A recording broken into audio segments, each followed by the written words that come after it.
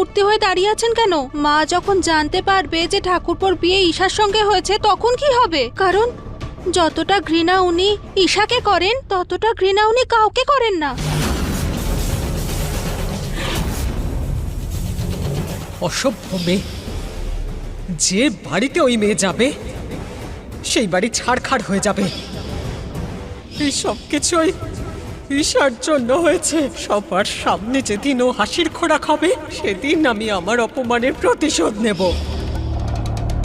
এই কথা তাকে কেউ বলবে না।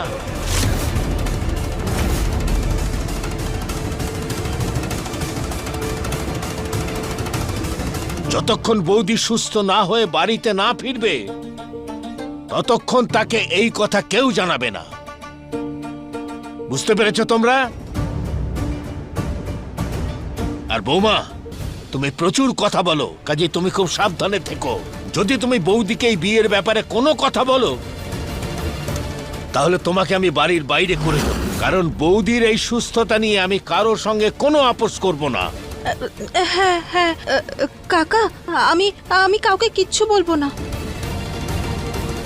উফ, এত মশলাদার খবর যদি পেটে চেপে রাখি তাহলে তো মরেই যাব। কিন্তু যত সবাইকে বলবো ততই মজা হবে। যাও, তোমরা সবাই যাও, অনেক দেরি হয়ে গেছে। যাও, শুয়ে পড়ো, সবাই বিশ্রাম করো।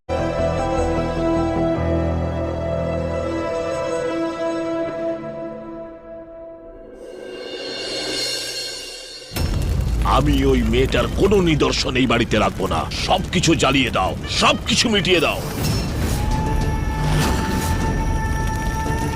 বোন হয় ও আমার, রক্তের সম্পর্ক আমাদের। ও এতদিন ধরে এই বাড়িতে ফুলের মতো বড় হয়েছে। ও কি করে সহ্য করবে এইসব? কি করে থাকবো ওরকম একটা বাড়িতে? অনেক টাকা চাই না তোর, এক্ষুনি তোর হাতে সেই টাকা দেবো, কিন্তু তার পরিবর্তে তোকে ঈশাকে